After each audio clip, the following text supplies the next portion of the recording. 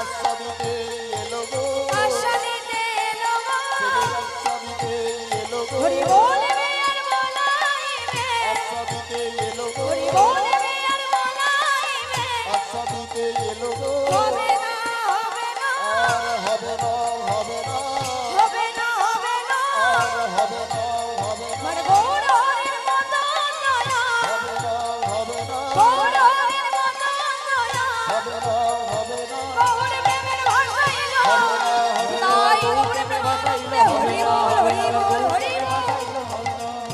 গৌর প্রেমের ভাষাইলো, সে যে হবে না আর,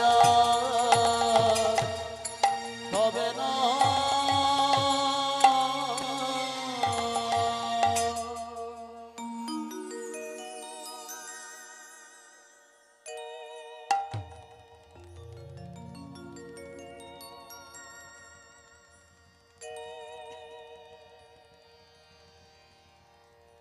জয়নি তাই আমাদের নরনারায়ণ সেবা চলছে। যে সমস্ত দর্শকরা কীর্তন গান শ্রবণ করতে এসছেন, আপনারা স্কুল প্রাঙ্গণে চলে যান, ওখানে আমাদের প্রসাদ বিতরণ চলছে। জয় রাধেশ্যাম, জয় গৌর হরি বল, জয় রাধা। ঈশ্বর পরম কৃষ্ণ পরম কৃষ্ণ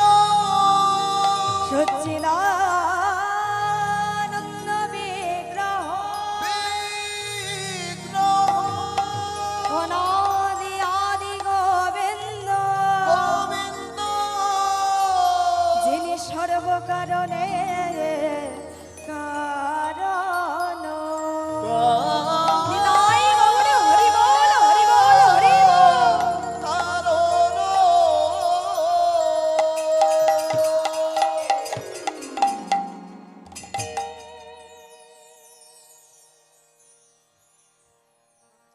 উপস্থিত সকল কৃষ্ণরাগী ভক্তবৃন্দ ও আমার মা জননীগণ, প্রত্যেকের চরণে যথাযোগ্য সম্মান জানিয়ে এই জ্ঞানহীন, ভক্তিহীন, শ্রদ্ধাহীন, কৃষ্ণ মাধুর্যহীন এই অধমা তনুশ্রী ও আমার ক্ষুদ্র সম্প্রদায়ের হয়ে আপনাদের সকলের চরণে কোটি কোটি দণ্ডবৎ প্রণাম।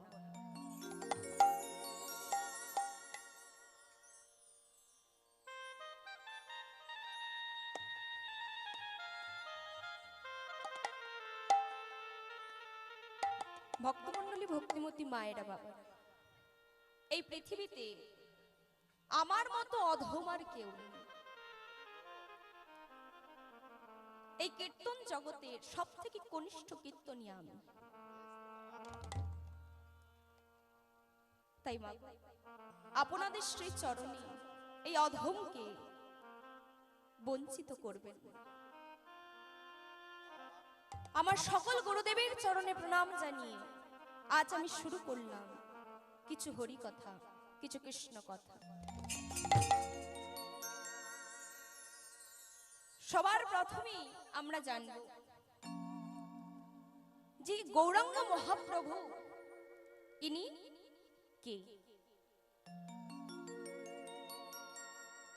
যিনি সৃষ্টি স্থিতি প্রলয়ের মালিক, তিনি হলেন কৃষ্ণ।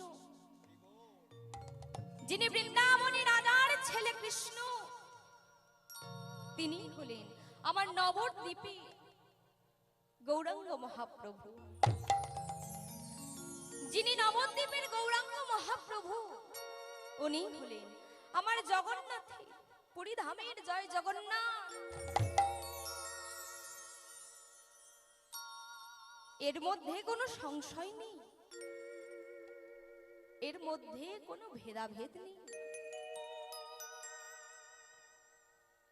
যিনি বৃন্দাবনী রাজার ছেলে কৃষ্ণ, তিনি শুধু রাজার ছেলে নয়, তিনি বিশ্ব ব্রহ্মাণ্ডের মালিক, আমার মালিক, আপনাদের মালিক, সকল জীবের তিনি মালিক। তিনি হলেন কৃষ্ণ।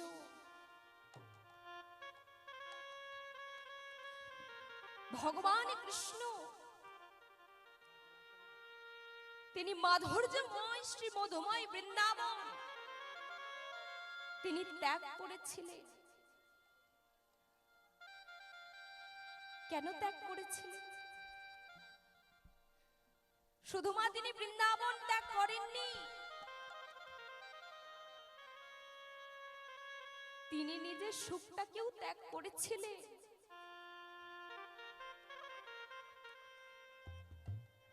কেন তিনি সুখটাকে ত্যাগ করলেন? কেন? কারণটা কি?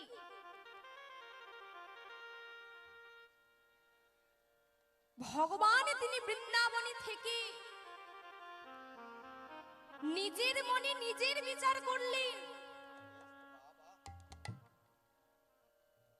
যে সকল জীবকে শিক্ষা দেবে বলে টাকা পয়সা অর্থ থাকলে অহংকারী হওয়া যায়, কিন্তু সাধুগুরু বৈষ্ণব সর্বস্ব ত্যাগী বৈষ্ণব হওয়া যায় না।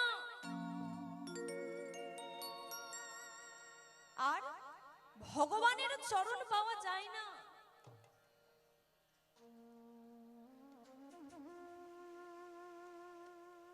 আমরা পড়াশোনা করি, ডিগ্রির ওপর ডিগ্রি বাড়াতে পারবো, কিন্তু সর্বস্ব ত্যাগী বৈষ্ণব হতে আমরা পারবো না। ভগবানের চরণে পৌঁছানোর জন্য আমার জন্য যেই রাস্তা, আপনাদের জন্য সেই একই রাস্তা, গোটা বিশ্ব ব্রহ্মাণ্ডের জন্য সেই একটাই রাস্তা। ওই অহংকার মঞ্চ থেকে এই মাথাটা নামিয়ে দাও। সাধুগুরু বৈষ্ণবের চরণে ধুলি হা কৃষ্ণ বলে মেখে গড়াগড়ি দাও।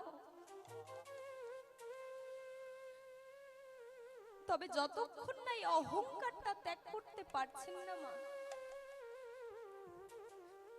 করজোড়ে বলছি মা, বিচার করবেন না যে এই সাধুর ওই দোষ, ওই সাধুর এই দোষ।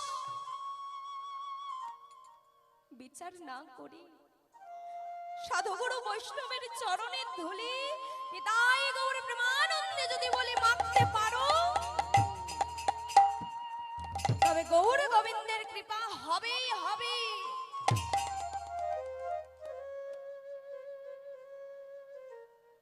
বাবা, কোন ভক্ত যদি এই হৃদয় সিংহাসনে ভগবানের প্রতিবিম্বটা রেখে আমার গৌরাঙ্গ মহাপ্রভুকে বসিয়ে কোন ভক্ত যদি নয়ন জলে পরিশ্রম করে বলতে পারে, প্রভু আজ হতে আমি তোমার, তুমি আমার,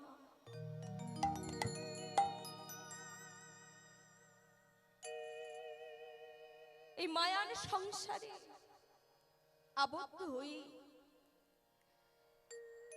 স্ত্রী পুত্র ভাই বোন এরা কেউ আপন নয়, কেউ আপন নয়। এই রঙ্গমঞ্চে আমরা অভিনয় করতে এসেছি,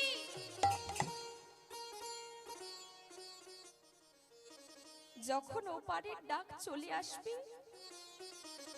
তখন সব ছেড়ে আমাদের চলে যেতে হবে। তবে মাগো, টাকা পয়সা ধন সম্পদ নিয়ে আমরা যাব, এগুলো আমরা নিয়ে যাব কি গো মা? নিয়ে যাব? সঙ্গে যাবে কে? না, এই হরিনাম। তবে এই মায়ায় আবদ্ধ থেকে যদি মুক্তি পেতে চান, তবে গুরুচরণ আশ্রয় করুন। কেন কেননা একমাত্র গুরুদেবী আমাদের মুক্তির উপায় বলে দেবে। কারণ ভগবানের চরণে পৌঁছে দেবার মালিক তিনি হলেন গুরুদেব। কেননা আজ গুরুদেব যদি আমায় এই শিক্ষা দান না করত, আজ এই স্থানে দাঁড়িয়ে আপনাদের সম্মুখে আমি এত বড় বড় কথা বলতে পারতাম না। তাই আপনাদের চরণে আমি এতটুকু কৃপা ভিক্ষা চেয়ে নিচ্ছি, যেন জীবনে মরণে আমি যেন গুরুদেবের চরণ আমি ভুলে না যাই। এতটুকু আপনারা আমায় আশীর্বাদ করুন, আমি যেন গুরুদেবের চরণ আমি ভুলে না যাই। গুরু গো তোমার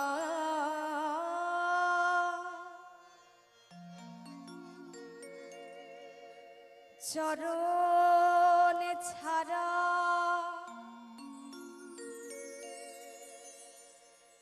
আর কিছু নাহি জানি গো। গুরু গো তোমার নিতাই গৌর প্রেমানন্দে হরি বল হরি বল হরি বল। আর কিছু নাহি জানি গো। তোমার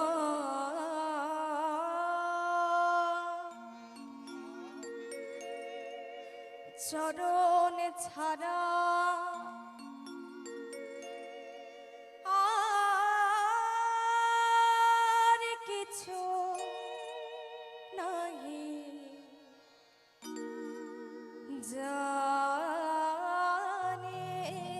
গো। তোমার চরণে ছাড়া আর কিছু নাহি জানি গো। যত দূরে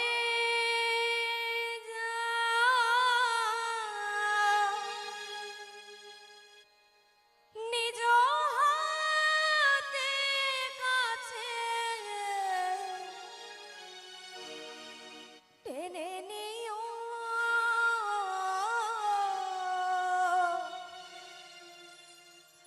আর কিছু নাহি জানি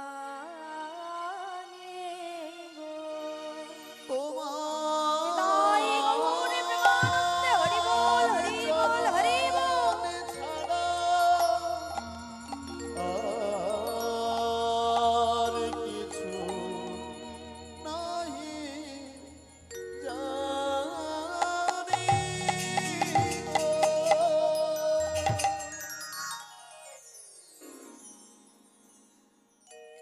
ভক্তমণ্ডলী ভক্তিমতী মায়েরা বাবারা, আমি প্রায় আসরে কবিগুরু রবীন্দ্রনাথ ঠাকুরের দু লাইন হলেও আমি ওনার গান গাই। কেন? কেননা যিনি বিদেশের মাটিতে এই পদাবলী কীর্তন প্রচার করেছিলেন, প্রথম তুলে ধরেছিলেন, তিনি হলেন এই কবিগুরু রবীন্দ্রনাথ ঠাকুর।